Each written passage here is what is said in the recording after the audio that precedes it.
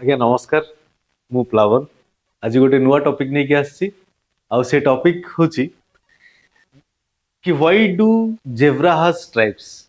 Okay इटा गोटे बहुत इंटरेस्टिंग टॉपिक काहे कि ना देखो नेचर रो सब आड़े सब गोटे पर्पस ड्रिवेन काम होइची माने जदि कोनोसी जीव पाखरे किछि रंग अछि ता पछरे किछि ना किछि कारण थिबो या कोनोसी कारण वशत गोटे जीवर गोटे लांज अच्छी या मुंड अच्छी या आखि अच्छी या ता कलर एमती तो एवरीथिंग हैज इट्स पर्पस। तो एटा गोटे नेचर लॉ जो कि एवरीथिंग हैज इट्स पर्पस। तो सेही परिप्रेक्षी रे एटा हमें बुझिबा जे कि why zebra have stripes. Okay तो प्रथमते साइंटिस्ट माने या अज्यूम कले जे कि may be due to camouflage माने माने एथि द्वारा कि जेब्रा तार प्रिडेटर ठारू लुचिक रही माने शिकारी ठारू लुचिक रही। तो बट लैटर स्टेज रे बहुत लोग यह कहले जे कि नहीं जिते बहुत सारा एनिमल था आ भितर जदि जेब्रा थाए तो जेब्रा तो फुटिकी देखा जाए तो सेटा तापे एडवांटेज नुह। तो से जिनसटा को नाकच करागला आ परे स्टेज रे आउ किछि साइंटिस्ट या ये विज्ञ लोक माने कहले जे कि may be it's due to heat. Okay कहीं ना ये डिफरेंट कलर अच्छी तो सेटा heat may be sun heat ठारू बंचिक रहिबा पई एटा को छद्मवेश अच्छी यार।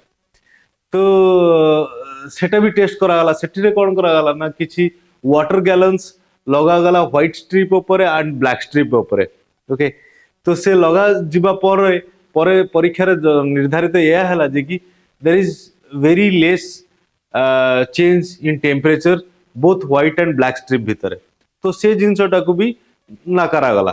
तो लास्ट स्टेज रे आउ गोटे आस्तिला जो माने साइंटिस्ट माने कहले जे कि फ्लाइज माने या माछी जो या डांस हला एई टाइप रो जो माने एनिमल गो रक्त जो माने शोषंती से फ्लाइज माने जेतेबेले बसंती स्ट्रिप्स ऊपर तांकर जो व्हाइट एंड ब्लैक रो कंट्रास्ट लाइट रो जो कंट्रास्ट रे से जेतेबेले बसंती तो जेहेतु कि फ्लाइज मानकर देखिबार शक्ति बहुत कम थाए आउ से माने जज करि पारंतिनी लैंडिंग जगह को आउ से माने पड़ी जांती खसी जांती।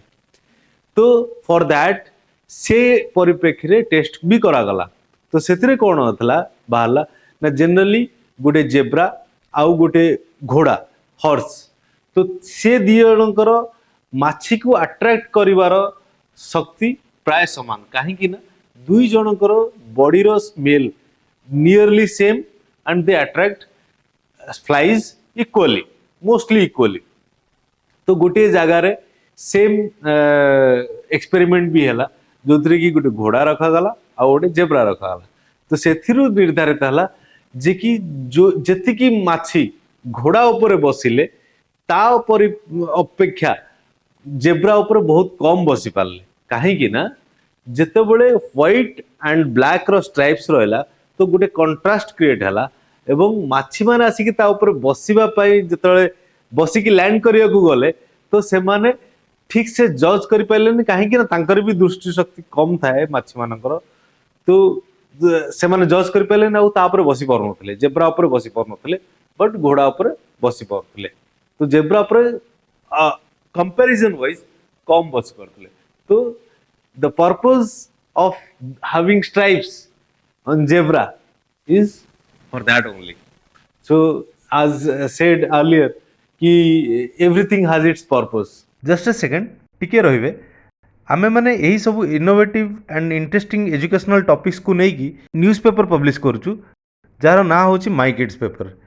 यही paper both English and Odia रे अछि आपण माने आपण मानक पिलांग पई एटा को सब्सक्राइब करि परिबे। तार फर्दर डिटेल्स जानिबा पई हमरो website email ID and WhatsApp number दिया है आपण क्वेरी करि परिबे। Thank you.